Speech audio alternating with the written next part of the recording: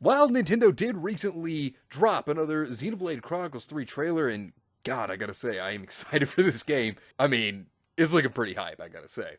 But, game journalists are at it again, saying that it needs to avoid being weirdly horny anime nonsense. I will burn this planet down before I spend another minute living among these animals.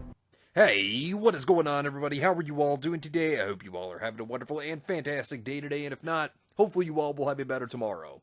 So, Xenoblade Chronicles 3 had a trailer dropped. Apparently, Nintendo could just drop them whenever. I mean, of course they can, but it was pretty unexpected. But, it's looking pretty good. Now, on the topic of this, we have to bring up Pyra and Mithra from Xenoblade Chronicles 2. And I think everybody knows where this is going. Of course, when it comes to Pyra and Mithra, these are excellent characters, both with their own personality as well as their own design. But of course, Xenoblade Chronicles 2 has a history of being attacked by game journalists because, oh, sexy woman, bad. They cry over attractive female body types, like when they were going after Dale, for example, or when it came to Smash Bros., when Pyra and Mithra were announced, and you had tons of people, like a failed politician, Brianna Wu, who went and attacked the characters for their designs, and of course, you know, she got completely destroyed so bad that she deleted her tweet. But oh yeah, somebody's gonna definitely listen to Brianna Wu, the very same failed politician moron that thought that companies could destroy cities with space rocks.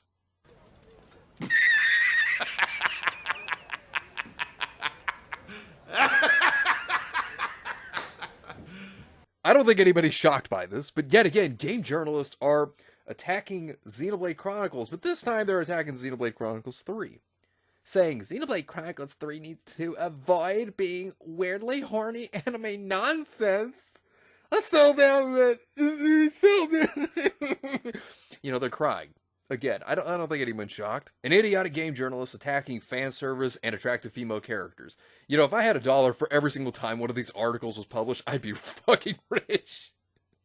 I swear, there was a moment in the past decade where Nintendo surrendered itself to being horny. Its family-friendly image was thrown asunder in favor of embracing weirder, more eccentric titles that weren't afraid to explore sexuality or indulge in the ancient evil of anime fan service to appease to a certain demographic. You went full retard, man. Never go full retard. Oh, it always starts off with, oh, the evil fan service, rah! You know, like, they think that that's such a bad thing. Every single time, anime fan service is something they always attack. You know, but they attack it specifically if it's attractive female characters, because if you ever notice, if it's an attractive male character, oh, it's so good, praise it. If it's an attractive female character, oh it's evil, oh! Like, they freak out over it. They screech. They can't stand it. You'll see what I mean as we get further into this article, because I think you can imagine where this is going. It still trades in beloved platformers and masterful adventure games, but alongside them you'll find JRPGs like Xenoblade Chronicles that lean into the very best and worst of what it means to be a horny gamer. Are you kidding me? What? Dude, people play Xenoblade Chronicles because it's a game that interests them. They play it because it has gameplay mechanics that they enjoy, a story that they enjoy, characters they enjoy. It comes down to things that they like. Don't get me wrong, attractive characters like male and female ones, there's nothing wrong with that. But that's not the whole thing. That's not the whole experience. Just because a character has, you know, a busty appearance as a female doesn't mean that, oh, that's the whole thing to their character. My God. This article is already fucking terrible. We're just through the first paragraph. Lecturers basement dwellers will still cry censorship at the removal of vagina bones or panty shots in games like Tokyo Mirage Sessions, but compared to a couple of decades ago, that sexualization found across certain Nintendo titles is more prevalent than it's ever been. You only need to look at Xenoblade Chronicles 2 to see that. A JRPG that abandons the original game's fairly tame fantasy aesthetic in favor of giant anime titties, thick thighs, and hips that almost certainly do not lie. The game is horny as hell, which has me worried that its upcoming sequel will fall victim to the same cringe-inducing approach to things. You stupid, ignorant son of a bitch, dumb bastard! Jesus Christ, I've met some dumb bastards in my time, but you outdo them all. Get over there! This is what they can't stand. They can't stand attractive female characters. They can't stand a character like Mithra. They think that this is offensive. They screech over this. The moment they see a booba, oh, that's how they react. They just start crying. This is one of the most idiotic things ever. Now, the article tries to compare Fire Emblem, stating that Fire Emblem Awakening was basically the start of the relationship building, and then, of course, they start to talk about Fire Emblem Fates as well in reference here. But getting to the main part here. This brings me to Xenoblade Chronicles 3 and its impending arrival on July 29th, with its release date being brought forward from September. It is clear that Nintendo is confident in Monolith Soft's latest project and wants it in the hands of players sooner rather than later. That's amazing, but from everything we've seen, it appears to be a direct continuation of the second game in every conceivable way.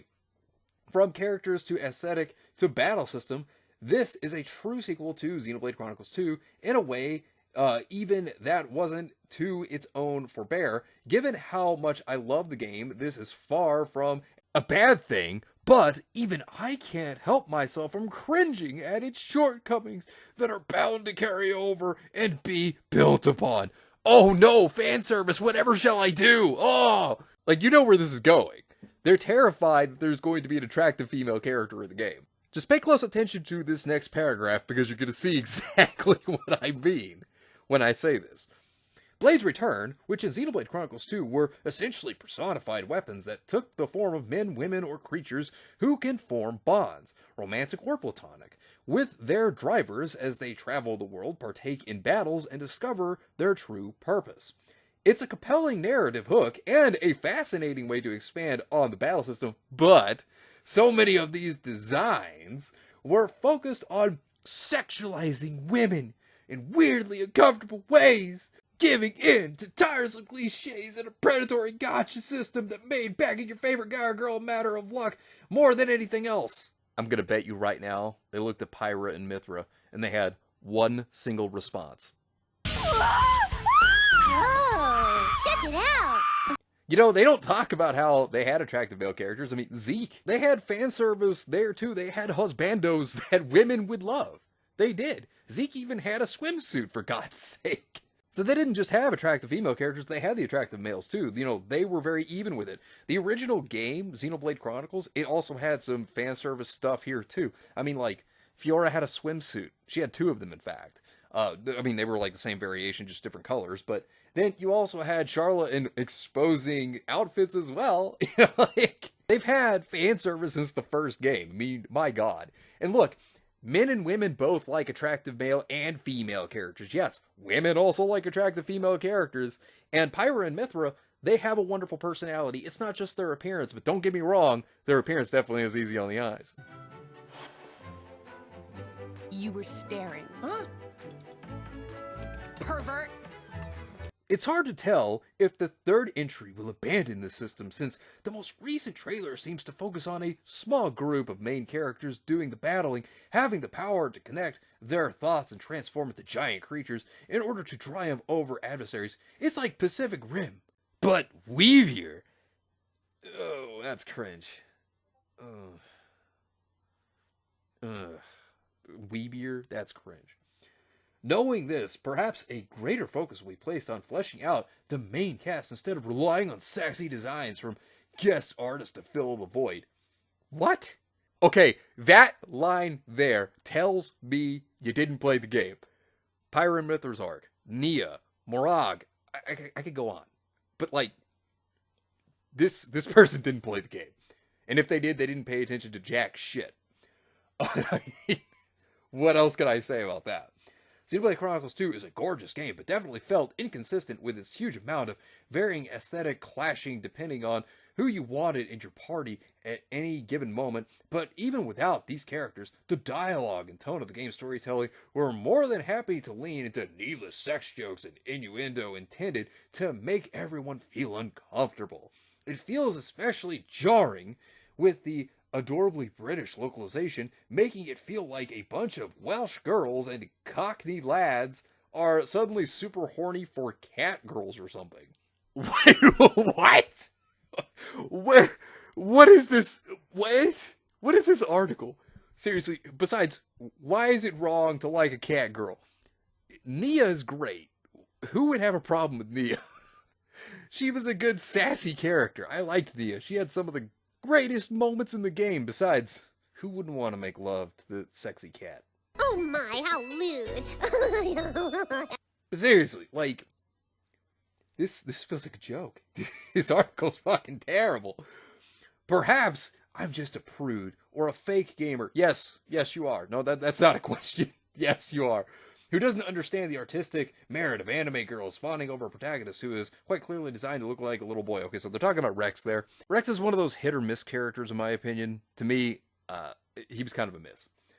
I have no issue with gaming as a medium being more welcoming of sexuality, to explore the intimacy that comes with love and relationships in a way that doesn't feel the need to serve the sole purpose of titillating a straight male demographic. Oh my dear God. They do realize that women also enjoy characters like Pyra and Mithra. You know, I've talked about this before. There are plenty of people that cosplay and do such an excellent job. You know, it's not just men that like Pyra and Mithra, okay? It's also women that also enjoy these designs. I mean, there have been some fantastic cosplayers out there that have cosplayed as Pyra and Mithra that I've seen, and they nail it. I mean, really, like... And here's the thing, it's not just men that like these characters. I know that probably blows some people's minds here. But yes, women love these characters too. My God. Like, people should know women also like attractive female characters. Like, they do. I mean, seriously, to act like they don't is stupid. Besides, there are women that are attracted to women. Wouldn't you think that women that are attracted to women, wouldn't they want attractive female characters also? But, I mean, I'm just saying, from these people that try to act progressive... Despite all of its brilliance, that is squarely where Xenoblade Chronicles 2 fell. Fell? What? And I'd hate to see its upcoming sequel fall victim to the same gross vices and push away people as a result. I have hope it will have a mature outlook on things, or at least reel itself in and behave before drooling over everything. We'll see, because I don't want my most anticipated game of the year. Oh, bullshit. This person isn't anticipating it. Oh, that's bullshit. To once again be reduced to little more than anime titties and weeaboo eye candy. My God. This article, it is the epitome of stupidity. But wait! There's more! Now, there was an interesting little article from Niche Gamer that dropped recently, and it states this: Xenoblade Chronicles 3 ESRB rating confirms deep cleavage, exposed breast. Now, from what the ESRB rating says, it's not fully exposed breast, but you know what I mean. But I'm going to give a warning to those who don't want to be spoiled on the ESRB. You can click on the video right now. 3, 2, 1. You have been warned. Okay, so now let's get into this. Ahead of its release this summer, we've learned the Xenoblade Chronicles 3 ESRB rating was published, revealing some new details. The new Xenoblade Chronicles 3 ESRB rating reveals the game will likely have some scantily clad females, like Xenoblade Chronicles 2, as well as some violence involving swords and guns. Here's what it states right here. This is a role-playing game in which players follow fighters through a conflict between two nations. From a third-person perspective, players complete quests and engage in melee battle against enemies, animals, creatures, human, boss characters. Combat is highlighted by impact sounds, explosions, and cries of pain. Cutscenes depict further instances of violence, characters impaled by a sword, a character shooting herself off screen, a man stabbing himself off screen. A handful of scenes depicted blood, droplets falling from a wounded character, drifts of blood on a character's face. Some fantasy character creatures are designed with revealing armor and or anatomy, deep cleavage, partially exposed breast. The words shit, arsehole, and bitch appear in the dialogue. Now that's pretty interesting. And here's the funny thing. You know, when it comes to this game journalist trying to say, oh yeah, I love it, I'm anticipated for this game. And that is where I claim bullshit, sir, because I don't think this person is a fan of Xenoblade at all. I don't think they're a fan of the series, period. I think they just decided to, whip up an article to complain about absolutely nothing, creating a fictional issue that doesn't exist, and, just take the time to bitch. I think it's exactly what they're doing, because this is typically what game journalists do. If it's outside the formulaic way of doing things, they have a fit. and complain about fan service or, attractive female characters, like they scream over, like, oh, sexy women, man. They wonder why game journalists are not taken seriously. They wonder why nobody takes them seriously. Yeah, this is the exact reason why nobody's going to ever take them seriously. But anyways, let me know what you think about this entire situation down below. Subscribe to the channel if you were new here. Make sure you were still subscribed because YouTube is unsubscribing people from all their favorite channels. So make sure you were still subscribed to all your favorite channels. Hit the video with a like and also be sure to share the video on social media. Spread the word and get it out there. It's greatly appreciated and it really helps out the channel a lot. Also, be sure to follow me on all these forms of social media down below. I leave updates on when news videos will be released, as well as any other upcoming events in the near future. So be sure to follow me on these forms of social media. The links are in the description down below. But anyways, I hope you all have yourselves a wonderful and fantastic day today. And remember, if today was not a good day, tomorrow could always be better. Take care of yourselves and everyone around you, and have yourselves a good one out there, everybody.